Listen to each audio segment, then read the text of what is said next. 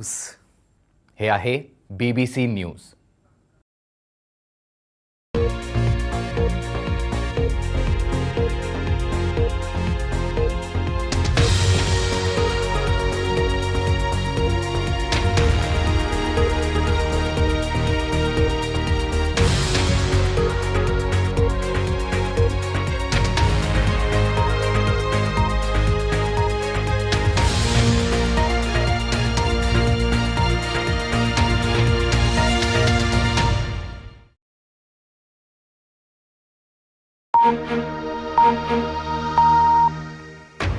BBC दुनिया में आज देखिए रूसी मीडिया कैसे चला रहा है प्रोपेगेंडा।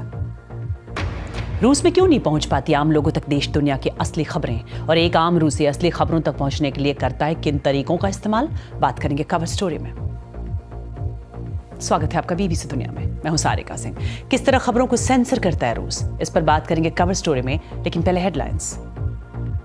ब्रिटेन के विदेश मंत्री डेविड कैमरन ने कहा, रूस के अंदर हमलों के लिए यूक्रेन कर सकता है ब्रिटिश हथियारों का इस्तेमाल। कहा, जब तक जरूरत होगी तब तक हर साल ब्रिटेन यूक्रेन को देता रहेगा $3.5 अरब से ज्यादा के हथियार।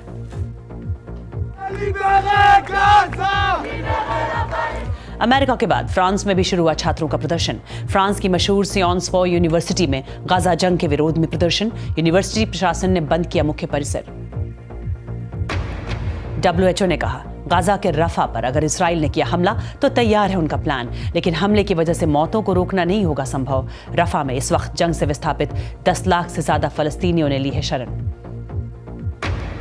म्यांमार के पुरुष अब विदेशों में काम करने के लिए नहीं छोड़ पाएंगे अपना देश। म्यांमार की सैन्य सरकार ने लगाई ये पाबंदी। 3 महीने पहले ही सैन्य सरकार ने 18 से 35 साल के पुरुषों के लिए अनिवार्य सैन्य सेवा की थी लागू, जिसकी वजह से कई युवाओं ने छोड़ा था म्यांमार।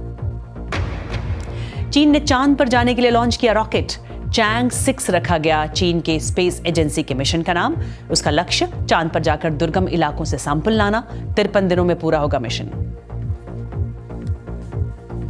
इनमें से कुछ अहम खबरों की चर्चा आज BBC दुनिया में।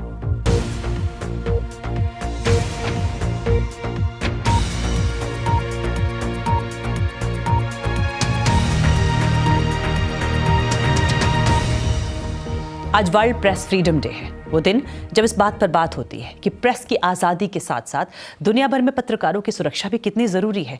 पर क्या आज के वक्त पत्रकारिता और मुश्किल पेशा हो गया है? क्या लोगों को खबरें पहुंचाना ज़्यादा चुनौतीपूर्ण हो गया है? गाजा जैसी जगहों पर रिपोर्टिंग में कई पत्रकार जान गंवा रहे हैं, तो चीन और रूस जैसी जगहों पर पत्रकार सेंसरशिप की मार झेल रहे हैं। और भारत इस मामले में किस स्थान पर है? इन सब की बात आज खबर स्टोरी में।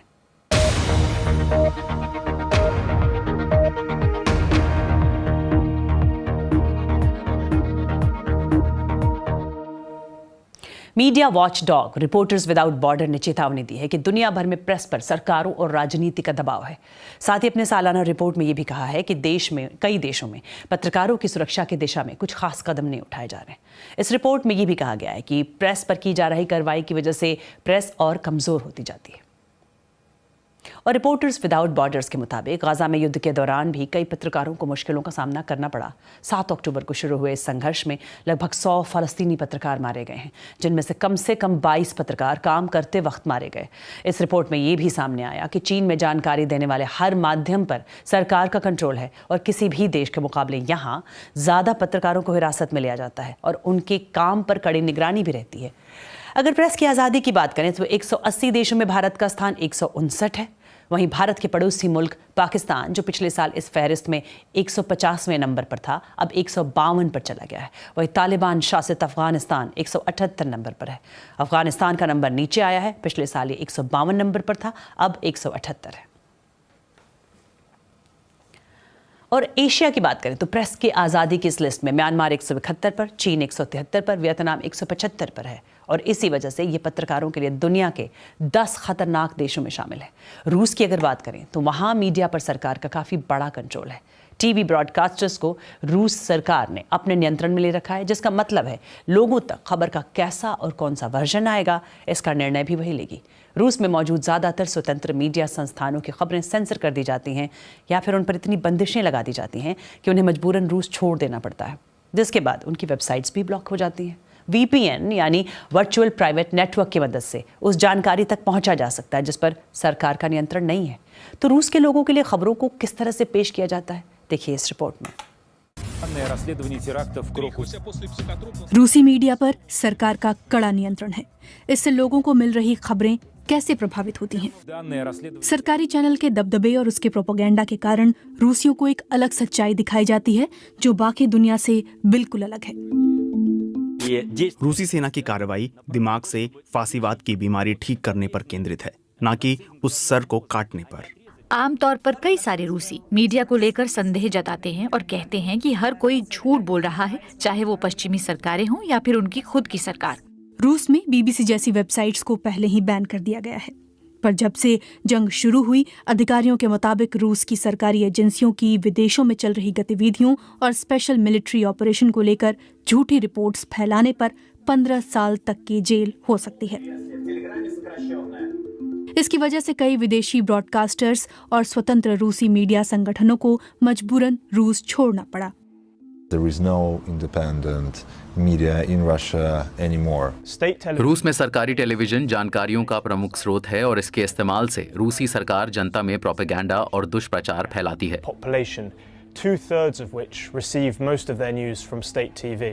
और रूस के लोगों को ये बताया जा रहा है रूसी लोगों के खिलाफ, रूसी स्पीकर्स के खिलाफ, उनके खिलाफ जो LGBTQ ट्रांसजेंडर नाजीवादी धारणाओं को नहीं मानते। 2 दशकों से भी ज्यादा समय के बाद मार्च में रूस में एक घातक चरमपंथी हमला हुआ। रूस से आ रही रिपोर्ट सुझाती है कि कॉन्सर्ट हॉल में हुई इस गोलाबारी की घटना में कई लोग जख्मी हुए और मारे गए। इस्लामिक स्टेट समूह ने इस हमले की अपनी खुद की तस्वीरें जारी की और जिम्मेदारी भी ली। बावजूद इसके रूस ने यूक्रेन को ही इसका जिम्मेदार बताया। क्रॉकस में हुए कत्लेआम की तैयारी में यूक्रेन का सीधा हाथ था। क्रॉकस सिटी हॉल अटैक के बाद एक पॉपुलर चैनल ने इंटरव्यू दिखाया जिसमें एक यूक्रेनी अधिकारी हमले की जिम्मेदारी लेता दिखा। ऐसा लगा कि इसके साथ AI की मदद से छेड़छाड़ की गई हो। सरकारी टेलीविजन में लगातार घटनाओं को लेकर एक ही बात दोहराई जा रही है और रूसी सरकार के मुताबिक रूस इन सब का शिकार हुआ है। We're live in Ukraine as Russia invades. जो जंग यूक्रेन पिछले 8 साल से लड़ना चाह रहा था, रूस ने उसे वो जंग दे दी। रूसी इतिहास में रूस ने कभी भी किसी पर हमला नहीं किया। सीधे तौर पर रूसी सरकारी मीडिया ने दावा कर दिया कि कथित स्पेशल मिलिट्री ऑपरेशन पश्चिमी ताकतों की आक्रामकता की उचित प्रतिक्रिया थी। वो अमूमन रूस को एक पीड़ित के रूप में दर्शाते हैं ताकि लोग झंडों के साथ रैली निकालें और ये माने कि रूस तो बस अपनी हिफाजत कर रहा है। ये एक प्रचार का प्रभावी तरीका है। ये लोगों को सवाल पूछने से ही रोक देता है कि सच क्या है, झूठ क्या है। आप बस अब यही सवाल करेंगे कि आप किसकी तरफ हैं।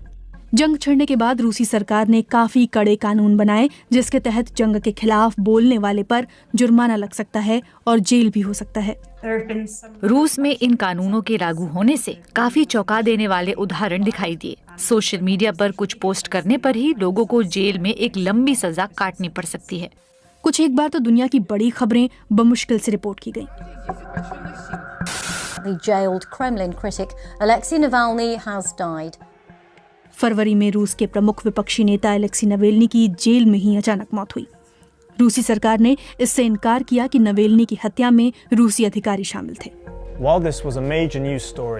जहां ये पूरी दुनिया की बड़ी खबर रही, रूसी मीडिया ने इसे या तो बिल्कुल नहीं दिखाया या फिर प्रोग्राम्स के बीच में डालकर कुछ सेकंड्स के लिए दिखाया।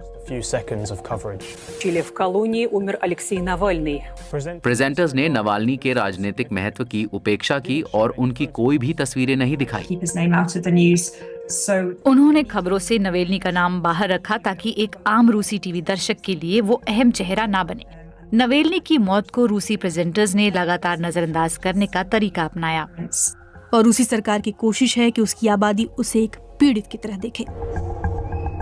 गैर सरकारी संगठन रिपोर्टर्स विदाउट बॉर्डर्स ने प्रेस की आजादी के लिए रूस को 180 में 162वां स्थान दिया है। पहले के मुकाबले अब लोगों के पास देखने को काफी कुछ है, जिसकी वजह से अब उनका ध्यान अपनी ओर खींचने की होड़ मची है। इसलिए रूसी सरकार टीवी के जरिए प्रचार में ज्यादा निवेश करती है और मेरी समझ से उन्होंने टीवी पर बहस का भ्रम पैदा करने वाली कला में महारत हासिल कर ली है। तो क्या रूसी सरकार के नियंत्रण के बावजूद सारी खबरें मिल सकती हैं? रूसी सरकार के पास ऐसी टूल किट है जिससे वो स्वतंत्र जानकारी तक दर्शकों की पहुंच को प्रतिबंधित कर दे, पर वीपीएन के जरिए लोग ब्लॉक्ड वेबसाइट्स तक पहुंच सकते हैं। यूक्रेन जंग शुरू होने के 1 महीने बाद अप्रैल 2022 में एक वीपीएन प्रोवाइडर ने अपने डाउनलोड्स में 2000% की बढ़ोतरी देखी। ये तब था जब रूसी सरकार ने बीबीसी, फेसबुक और ट्विटर के साथ कई पश्चिमी समाचार संगठनों को बैन करने का निर्णय लिया। रूस में वीपीएन के जरिए प्रतिबंधित वेबसाइट्स पर जाना एक अपराध है। इसके बावजूद कई लोग ऐसा कर रहे हैं क्योंकि इनका निजी इस्तेमाल करने में ज्यादा खतरा नहीं है। मेडूजा जैसी स्वतंत्र रूसी मीडिया ने वीपीएन के इस्तेमाल के लिए सुझाव पब्लिश किए और ऐसे में उस पर मुकदमा चलाया जा सकता है। रूस का सरकारी टीवी काफी जोशीला रहता है और जरूरत से ज्यादा बयानबाजी का इस्तेमाल कर अपनी ज्यादा से ज्यादा आबादी को बांधे रखने की कोशिश करता है, और वो भी रूस के पक्ष में। तो रूसियों का अपनी मीडिया के प्रति काफी विरोधाभासी रवैया है। कई कहते हैं कि वो सरकारी मीडिया पर बिल्कुल भरोसा नहीं करते और वो ये जानते हैं कि यहाँ प्रचार हो रहा है, पर इसके बावजूद मेरी रिसर्च में ये सामने आया कि ये लोग सरकार की ओर से दी जा रही जानकारियों को याद रख रहे हैं, खासकर ये बात कि पश्चिमी देश रूस के दुश्मन हैं। और कार्यक्रम में आगे दिखाएंगे कहां खोला गया डॉग्स के लिए सिनेमा हॉल, जहां उन्हें मिलेगा खाना भी। और दुनिया भर में ग्रीन इकोनॉमी पर जोर है, लेकिन कुछ ऐसे खनिज पदार्थ हैं जिनके बिना ग्रीन इकोनॉमी संभव नहीं है। संयुक्त राष्ट्र का कहना है कि अगर साल 2050 तक नेट जीरो उत्सर्जन का लक्ष्य हासिल करना है तो इसके लिए खनिज पदार्थों का इस्तेमाल अभी की तुलना में 6 गुना बढ़ाना होगा। दुनिया भर में ऐसी कई खदानें हैं जहां से चीन ऐसे खनिज निकाल रहा है। ऐसी खदान है डेमोक्रेटिक रिपब्लिक ऑफ कॉन्गो में, लेकिन यहां रहने वाले इससे क्यों परेशान है? देखिए वान किंग जांग की ये रिपोर्ट।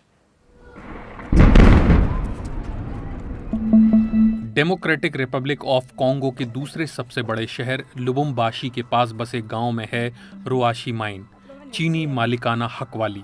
कोबाल्ट और तांबे की इस खुली खदान से हर हफ्ते किसी न किसी को बचाना पड़ता है। क्रिस्टोप कबित्वा खदान से महज 500 मीटर दूर रहते हैं और वो विरोध की अगुवाई कर रहे हैं।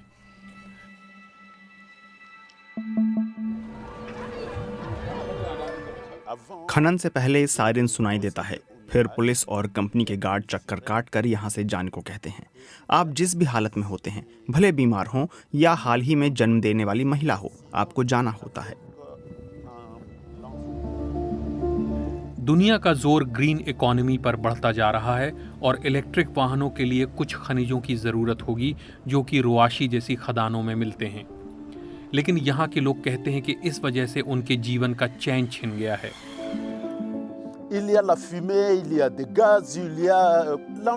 हवा में धुआं है, गैस है। इस अंधाधुंध दोहन से पर्यावरण प्रदूषित हो गया है। दिन रात मशीनें चलती रहती हैं। ये प्रदूषण किसी को आराम से नहीं रहने देता। रुआशी खदान से निकला गंदा पानी यहाँ पर एसिड फैला देता है। हमें उसी पर चलना पड़ता है। एसिड हमारे खेतों में पहुँच जाता है जहाँ उगी गोभी और पालक हम खाते हैं। क्या हम जहर नहीं खा रहे? रुआशी माइनिंग का कहना है कि प्रदूषण के आरोप गलत हैं। हम एसिड को ऐसे नहीं फेंकते, एक ही जगह ये इस्तेमाल होता है जब हम तांबे को एसिड में मिलाते हैं। ये प्रक्रिया पूरी देखरेख में की जाती है। बीबीसी ने चीनी कंपनियों के पूर्ण या आंशिक स्वामित्व वाले ऐसे 62 माइनिंग प्रोजेक्ट्स की पहचान की है जहां ग्रीन एनर्जी के लिए खनिज निकाले जा रहे हैं। संयुक्त राष्ट्र का कहना है कि 2050 तक नेट कार्बन उत्सर्जन जीरो करना है तो अहम खनिज पदार्थों का इस्तेमाल 2040 तक अभी की तुलना में 6 गुना बढ़ाना होगा। जैसे जैसे चीनी कंपनियां दुनिया भर में फैलती जा रही हैं, उन्हें स्थानीय लोगों से चुनौतियों का सामना करना पड़ रहा है। जब मैं इस खदान के पास से गुजरता हूँ तो बहुत दुख होता है। मुझे याद है कि एक वक्त यहाँ जीवन था, खेत थे, मछलियाँ थीं। यहाँ के लोग और कलाकार मिट्टी लेकर चीजें और कलाकृतियाँ बनाते थे। अब इस बारे में सोचकर टीस सी उठती है। स्थानीय लोगों का कहना है कि ग्रीन इकोनॉमी के लिए किसी से अन्याय ना हो, इसके लिए चीन को बड़ी भूमिका निभानी होगी, क्योंकि मुख्य तौर पर वही इन खनिजों का दोहन कर रहा है। और अब बात ब्राजील की, जहां बाढ़ की वजह से लाखों लोग प्रभावित हैं। भारी बारिश और उसके बाद आई बाढ़ की वजह से दक्षिणी ब्राजील में कम से कम 36 लोगों की मौत हो चुकी है, 60 लोग लापता हैं और 15,000 लोगों को विस्थापित होना पड़ा है। इस बाढ़ की वजह से करीब 5 लाख लोग फिलहाल बिना बिजली और साफ पानी की जिंदगी जीने को मजबूर हैं। स्थानीय डैम के टूट जाने की वजह से हालात और ख़राब होने की आशंका जताई जा रही है। गुरुवार को राष्ट्रपति लूला डी सिल्वा ने बाढ़ प्रभावित इलाकों का दौरा किया और प्रभावित इलाकों में केंद्र सरकार की मदद का भरोसा भी दिया था। और अपने परिवार के साथ सिनेमा जाना बड़ा अच्छा लगता है, लेकिन कभी कभी परिवार के किसी सदस्य को छोड़कर जाना पड़ता है। आप सोचिए कौन हो सकता है वो सदस्य, लेकिन अब इसका भी हल मिल सकता है। यूके के एक डॉग फ्रेंडली सिनेमा हॉल है, जहां उनके लिए खास कवर लगी सीट है, पानी का बर्तन है और बार बार सफाई करने के लिए स्टाफ भी मौजूद होता है। और इस सिनेमा हॉल में पहुंचे BBC संवाददाता रॉबी वेस्ट। कुछ बड़ी बेसब्री से अपनी सीट खोज रहे हैं तो कुछ आराम से बैठे हैं, कुछ फिल्म से ज्यादा वहां मिल रहे खाने में दिलचस्पी दिखा रहे हैं। खैर, डॉग्स का तो पता नहीं, लेकिन उनके साथ आए लोग इस पेट फ्रेंडली सिनेमा में आकर काफी खुश हैं। I loved it. मुझे बड़ा अच्छा लगा। इसे भी फिल्म पसंद आ रही है। मुझे लग रहा है कि इसने पूरी फिल्म देखी। हम इसे हर जगह ले जाते हैं, तो इसे ले जाने के लिए एक और जगह मिल गई है। इसे पब में भी ले जाते हैं, वॉक पर भी ले जाते हैं। हमारी जिंदगी डॉली के इर्द गिर्द ही घूमती है, इसलिए एक साथ थोड़ा और मजा करने का मौका मिल गया। इसे हमने बचाया था, इसीलिए इसे छोड़कर जाना अच्छा नहीं लगता। ये हमारे साथ काम पर भी जाता है, छुट्टियां मनाने भी साथ जाता है। ये जिस तरह दूसरे कुत्तों के साथ घुल मिल जाता है, ये देखकर अच्छा लगता है। It's just amazing having the opportunities. ऐसा मौका मिले तो अच्छा लगता है। मैं लेनी के साथ अकेले ही रहती हूँ, इसलिए अकेले बाहर जाना मुश्किल होता था। अब इसे साथ लेकर जाना अच्छा लगता है। ये वेलफेयर डॉग है, एम्बुलेंस सर्विस में काम करता है, इसलिए एक अलग से माहौल में आकर इसे अच्छा लगा। ये एक रेस्क्यू डॉग है। पहले ये बाकी कुत्तों से मिलजुल नहीं पाया था, अब इसे एक अलग अनुभव मिल रहा है, तो मुझे अच्छा लग रहा है। सीट पर कवर लगाकर, पानी के बर्तन रखकर और फिल्म में आवाज धीमी कर ऐसा माहौल बनाया गया ताकि छोटे कुत्ते डर न जाएं। नॉर्विक के इस सिनेमा हॉल में शो के बाद अच्छी तरह सफाई की गई ताकि बाद के शो में आने वाले किसी व्यक्ति को एलर्जी न हो पाए। और गेस कर सकते हैं इनके लिए कौन सी फिल्म दिखाई गई? लेसी नहीं, मार्ले एंड मी भी नहीं, 101 डाल्मेशियंस भी नहीं, बल्कि एमी वाइनहाउस की फिल्म बैक टू ब्लैक।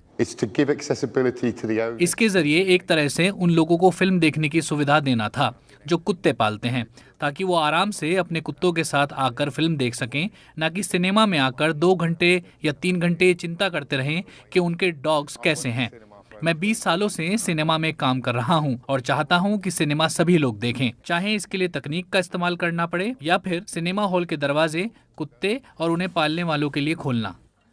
अब ये लोग हर महीने डॉग फ्रेंडली स्क्रीनिंग करने की तैयारी कर रहे हैं, तो आप जब अगली बार पॉपकॉर्न खरीदने जाएं तो ढेर सारे कुत्तों को देखने के लिए भी तैयार रहें। और कार्यक्रम से जुड़े किसी भी टॉपिक पर आप लिख सकते हैं। एक्स पर मेरा हैंडल है @BBC सारिका। आज के लिए इतना ही। BBC दुनिया के साथ हम सोमवार को फिर हाजिर होंगे रात 10 बजे BBC हिंदी की वेबसाइट, फेसबुक पेज और YouTube चैनल पर लाइव।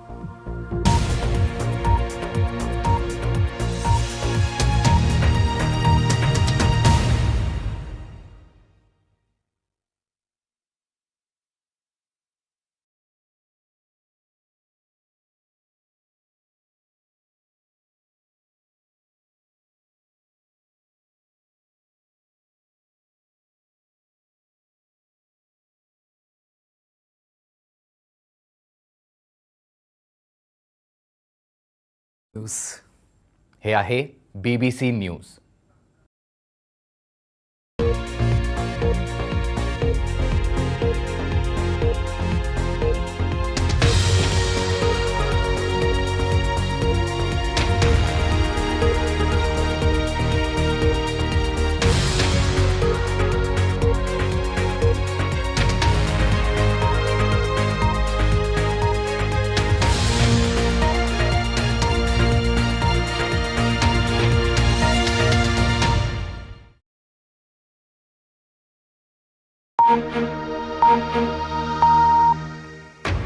बीबीसी दुनिया में आज देखिए रूसी मीडिया कैसे चला रहा है प्रोपेगेंडा।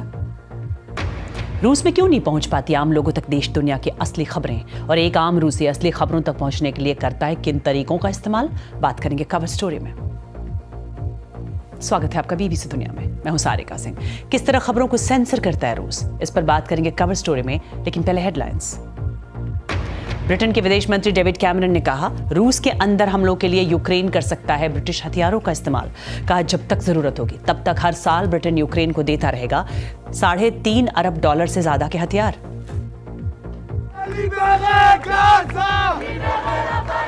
अमेरिका के बाद फ्रांस में भी शुरू हुआ छात्रों का प्रदर्शन। फ्रांस की मशहूर सियोंस पो यूनिवर्सिटी में गाजा जंग के विरोध में प्रदर्शन। यूनिवर्सिटी प्रशासन ने बंद किया मुख्य परिसर।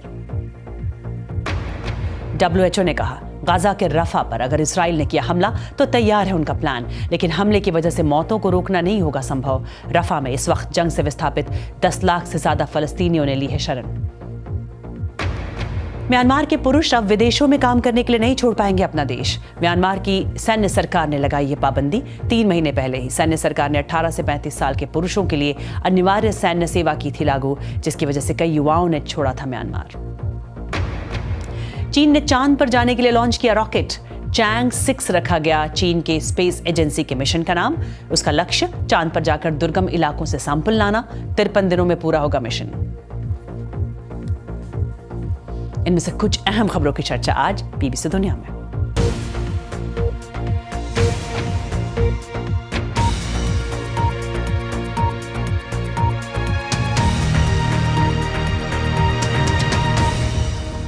आज वर्ल्ड प्रेस फ्रीडम डे है, वो दिन जब इस बात पर बात होती है कि प्रेस की आज़ादी के साथ साथ दुनिया भर में पत्रकारों की सुरक्षा भी कितनी ज़रूरी है। पर क्या आज के वक्त पत्रकारिता और मुश्किल पेशा हो गया है? क्या लोगों को खबरें पहुंचाना ज़्यादा चुनौतीपूर्ण हो गया है? गाज़ा जैसी जगहों पर रिपोर्टिंग में कई पत्रकार जान गंवा रहे हैं, तो चीन और रूस जैसी जगहों पर पत्रकार सेंसरशिप की मार झेल रहे हैं। और भारत इस मामले में किस स्थान पर है? इन सब की बात आज खबर स्टोरी में।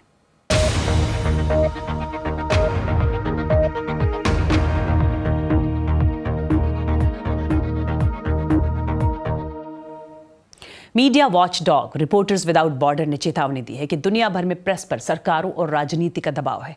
साथ ही अपने सालाना रिपोर्ट में ये भी कहा है कि कई देशों में पत्रकारों की सुरक्षा की दिशा में कुछ खास कदम नहीं उठाए जा रहे। इस रिपोर्ट में ये भी कहा गया है कि प्रेस पर की जा रही कार्रवाई की वजह से प्रेस और कमजोर होती जाती है। और रिपोर्टर्स विदाउट बॉर्डर्स के मुताबिक गाजा में युद्ध के दौरान भी कई पत्रकारों को मुश्किलों का सामना करना पड़ा। 7 अक्टूबर को शुरू हुए इस संघर्ष में लगभग 100 फलस्तीनी पत्रकार मारे गए हैं, जिनमें से कम 22 पत्रकार काम करते वक्त मारे गए। इस रिपोर्ट में ये भी सामने आया कि चीन में जानकारी देने वाले हर माध्यम पर सरकार का कंट्रोल है और किसी भी देश के मुकाबले यहाँ ज़्यादा पत्रकारों को हिरासत में लिया जाता है और उनके काम पर कड़ी निगरानी भी रहती है। अगर प्रेस की आज़ादी की बात करें तो 180 देशों में भारत का स्थान 159 है। वहीं भारत के पड़ोसी मुल्क पाकिस्तान, जो पिछले साल इस फहरिस्त में 150वें नंबर पर था, अब 152 पर चला गया है। वहीं तालिबान शासित अफगानिस्तान 178 नंबर पर है।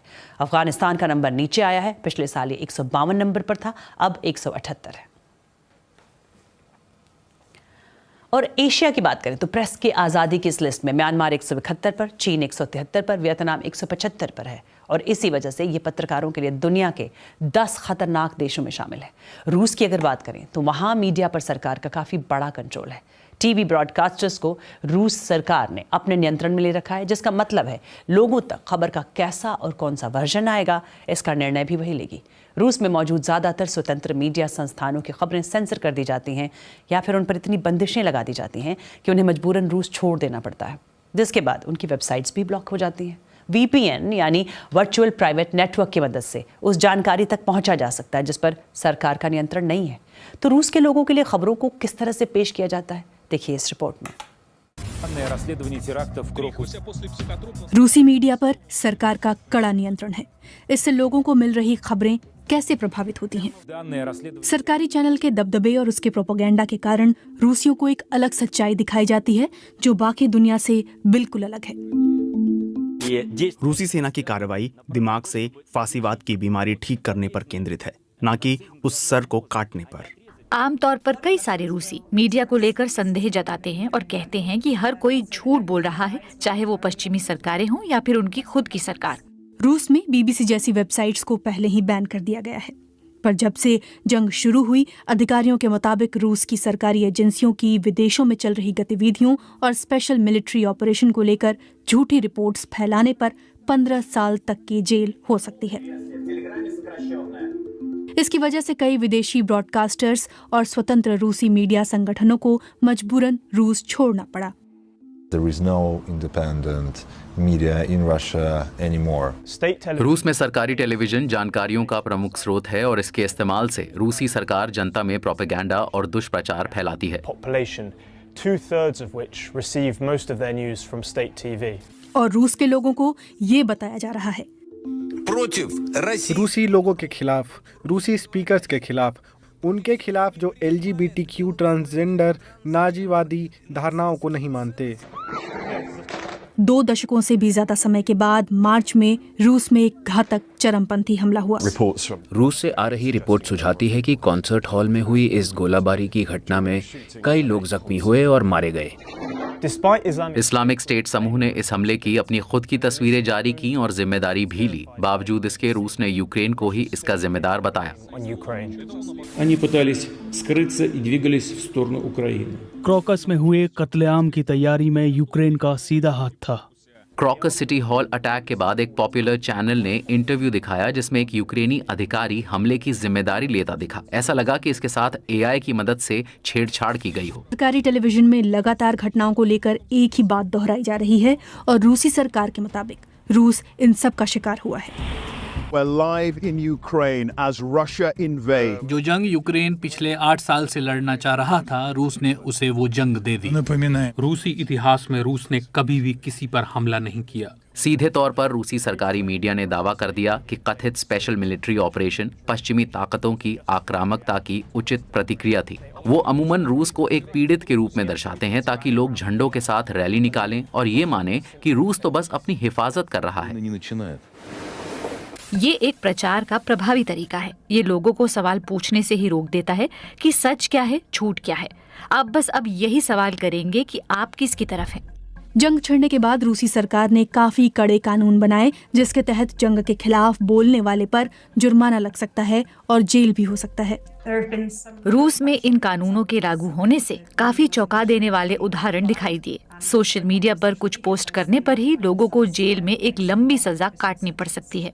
कुछ एक बार तो दुनिया की बड़ी खबरें बमुश्किल से रिपोर्ट की गई। The jailed Kremlin critic Alexei Navalny has died. फरवरी में रूस के प्रमुख विपक्षी नेता अलेक्सी नवेल्नी की जेल में ही अचानक मौत हुई। रूसी सरकार ने इससे इनकार किया कि नवेल्नी की हत्या में रूसी अधिकारी शामिल थे। जहां ये पूरी दुनिया की बड़ी खबर रही, रूसी मीडिया ने इसे या तो बिल्कुल नहीं दिखाया या फिर प्रोग्राम्स के बीच में डालकर कुछ सेकंड्स के लिए दिखाया।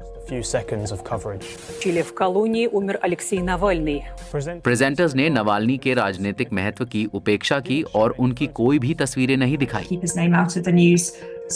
उन्होंने खबरों से नवेल्नी का नाम बाहर रखा ताकि एक आम रूसी टीवी दर्शक के लिए वो अहम चेहरा ना बने। नवेल्नी की मौत को रूसी प्रेजेंटर्स ने लगातार नजरअंदाज करने का तरीका अपनाया और रूसी सरकार की कोशिश है कि उसकी आबादी उसे एक पीड़ित की तरह देखे। गैर सरकारी संगठन रिपोर्टर्स विदाउट बॉर्डर्स ने प्रेस की आजादी के लिए रूस को 180 में 162वां स्थान दिया है। पहले के मुकाबले अब लोगों के पास देखने को काफी कुछ है, जिसकी वजह से अब उनका ध्यान अपनी ओर खींचने की होड़ मची है।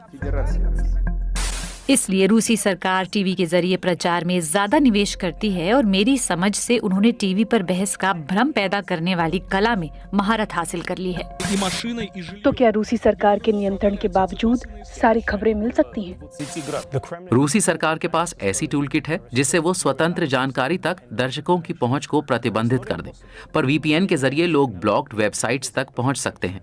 यूक्रेन जंग शुरू होने के 1 महीने बाद अप्रैल 2022 में एक VPN प्रोवाइडर ने अपने डाउनलोड्स में 2000% की बढ़ोतरी देखी।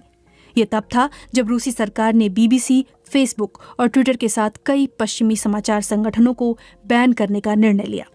रूस में वीपीएन के जरिए प्रतिबंधित वेबसाइट्स पर जाना एक अपराध है। इसके बावजूद कई लोग ऐसा कर रहे हैं क्योंकि इनका निजी इस्तेमाल करने में ज्यादा खतरा नहीं है। मेडूजा जैसी स्वतंत्र रूसी मीडिया ने वीपीएन के इस्तेमाल के लिए सुझाव पब्लिश किए और ऐसे में उस पर मुकदमा चलाया जा सकता है। रूस का सरकारी टीवी काफी जोशीला रहता है और जरूरत से ज्यादा बयानबाजी का इस्तेमाल कर अपनी ज्यादा से ज्यादा आबादी को बांधे रखने की कोशिश करता है, और वो भी रूस के पक्ष में। तो रूसियों का अपनी मीडिया के प्रति काफी विरोधाभासी रवैया है। कई कहते हैं कि वो सरकारी मीडिया पर बिल्कुल भरोसा नहीं करते और वो ये जानते हैं कि यहाँ प्रचार हो रहा है, पर इसके बावजूद मेरी रिसर्च में ये सामने आया कि ये लोग सरकार की ओर से दी जा रही जानकारियों को याद रख रहे हैं, खासकर ये बात कि पश्चिमी देश रूस के दुश्मन हैं। और कार्यक्रम में आगे दिखाएंगे कहां खोला गया डॉग्स के लिए सिनेमा हॉल, जहां उन्हें मिलेगा खाना भी। और दुनिया भर में ग्रीन इकोनॉमी पर जोर है, लेकिन कुछ ऐसे खनिज पदार्थ हैं जिनके बिना ग्रीन इकोनॉमी संभव नहीं है। संयुक्त राष्ट्र का कहना है कि अगर साल 2050 तक नेट जीरो उत्सर्जन का लक्ष्य हासिल करना है तो इसके लिए खनिज पदार्थों का इस्तेमाल अभी की तुलना में 6 गुना बढ़ाना होगा। दुनिया भर में ऐसी कई खदानें हैं जहां से चीन ऐसे खनिज निकाल रहा है। ऐसी खदान है डेमोक्रेटिक रिपब्लिक ऑफ कॉन्गो में, लेकिन यहां रहने वाले इससे क्यों परेशान है? देखिए वान किंग जांग की ये report. Democratic Republic of Congo के दूसरे सबसे बड़े शहर लुबुम्बाशी के पास बसे गांव में है रुआशी माइन, चीनी मालिकाना हक वाली। कोबाल्ट और तांबे की इस खुली खदान से हर हफ्ते किसी न किसी को बचाना पड़ता है। क्रिस्टोप कबित्वा खदान से महज 500 मीटर दूर रहते हैं और वो विरोध की अगुवाई कर रहे हैं।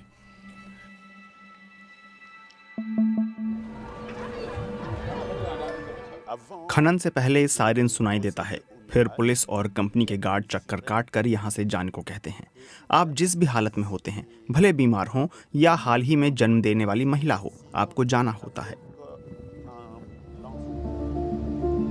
दुनिया का जोर ग्रीन इकोनॉमी पर बढ़ता जा रहा है और इलेक्ट्रिक वाहनों के लिए कुछ खनिजों की ज़रूरत होगी जो कि रुआशी जैसी खदानों में मिलते हैं। लेकिन यहाँ के लोग कहते हैं कि इस वजह से उनके जीवन का चैन छिन गया है।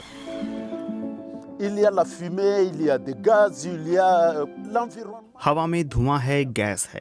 इस अंधाधुंध दोहन से पर्यावरण प्रदूषित हो गया है। दिन रात मशीनें चलती रहती हैं। ये प्रदूषण किसी को आराम से नहीं रहने देता। रुआशी खदान से निकला गंदा पानी यहाँ पर एसिड फैला देता है।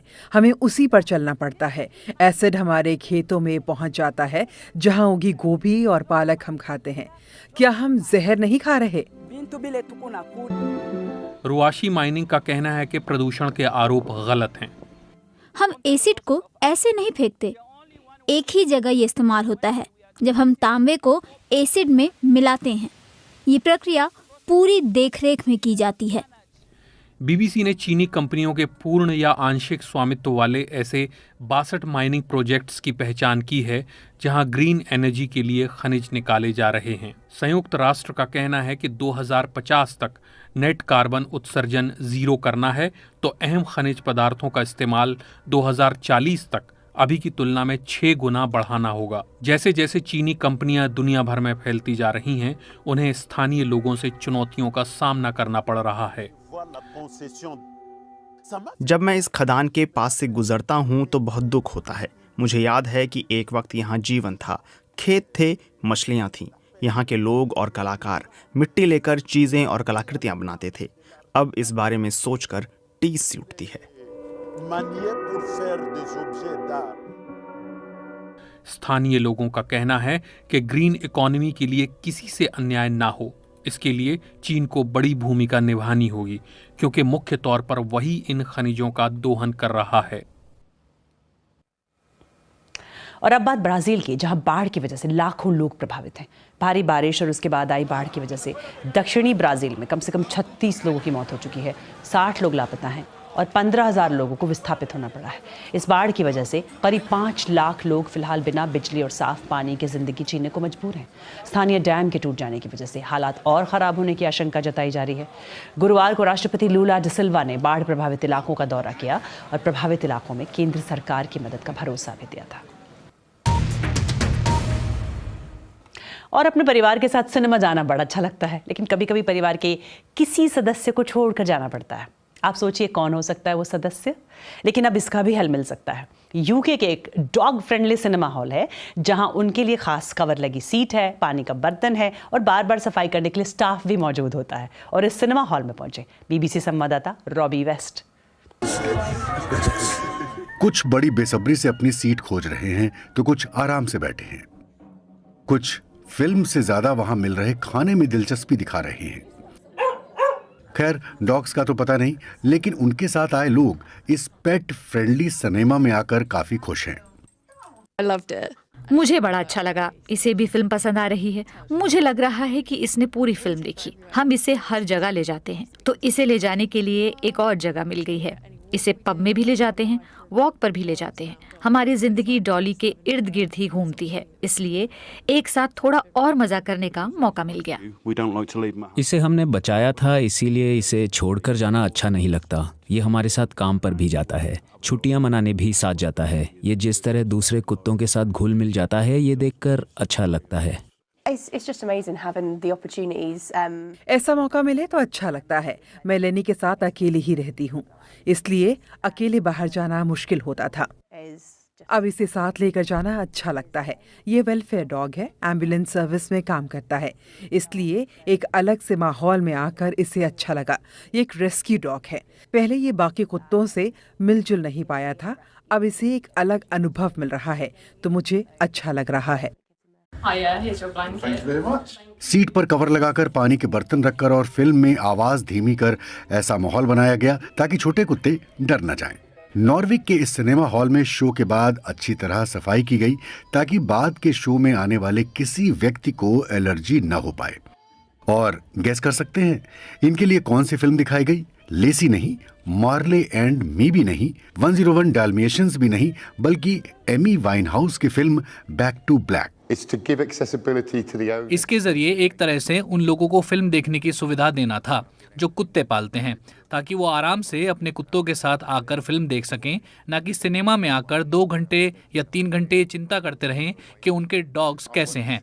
मैं 20 सालों से सिनेमा में काम कर रहा हूं और चाहता हूं कि सिनेमा सभी लोग देखें, चाहे इसके लिए तकनीक का इस्तेमाल करना पड़े या फिर सिनेमा हॉल के दरवाजे कुत्ते और उन्हें पालने वालों के लिए खोलना। अब ये लोग हर महीने डॉग फ्रेंडली स्क्रीनिंग करने की तैयारी कर रहे हैं, तो आप जब अगली बार पॉपकॉर्न खरीदने जाएं तो ढेर सारे कुत्तों को देखने के लिए भी तैयार रहें।